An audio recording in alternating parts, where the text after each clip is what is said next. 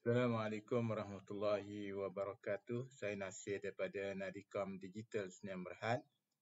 Pada pertemuan kali ini saya nak tunjukkan bagaimana cara kita nak link SQL Accounting ke LHDN. Yang pertama sekali, anda sila masuk ke laman web saya untuk download nadicom.my/download.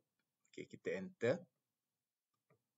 Dan ramai yang merungut tak dapat nak link. Sebenarnya LHDN ni dia update dari semasa ke semasa laman web dia. Jadi kita nak kena betulkan dari semasa ke semasa. Sebab tu EXE yang saya update kat sini, kita kena download EXE yang setup P8867. Okey, setelah anda download, anda boleh install dan insya-Allah kita sama-sama lihat yang saya tu ni. Okey, yang seterusnya kita pergi klik kat sini sekejap.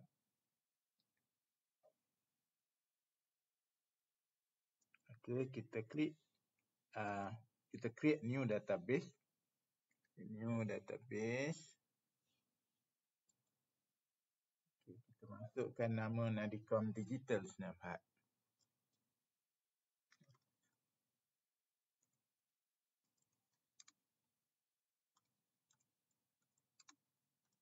Sdn Bhd. Dan klik OK.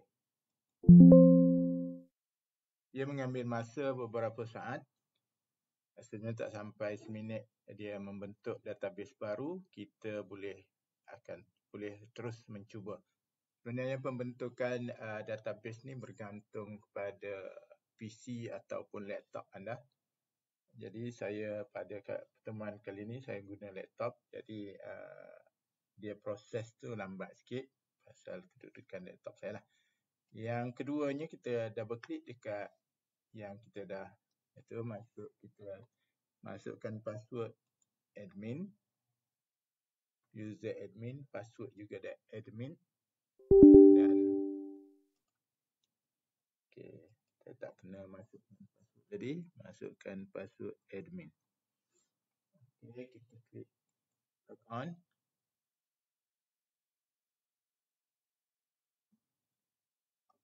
Okey, pasal laptop saya ni sikit lama sikit lah. Okey, kita klik file, company profile. Dan kita tukar je nama country kat sini. Kita tulis Malaysia. Malaysia. Okey, kita enter kat sini. Kita klik save kat sini dan dia keluar my invoice. Okey, kita klik OK. Dia akan log out sekejap dan kita perlu log on balik untuk meneruskan kerja-kerja anda. Jadi kita klik masukkan balik password admin. Klik log on.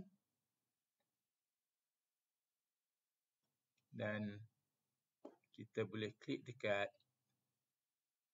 file, company profile.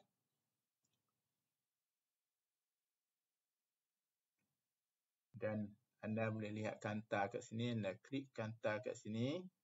Dia jumpa Nadicom Digital Sdn Bhd. Kita klik OK. Dan dia dah cari nombor TIN Nadicom Digital. Okey, untuk link ke laman web LHDN, kita perlu klik save kat dulu untuk enablekan link dia. Kita klik connect to my invoice.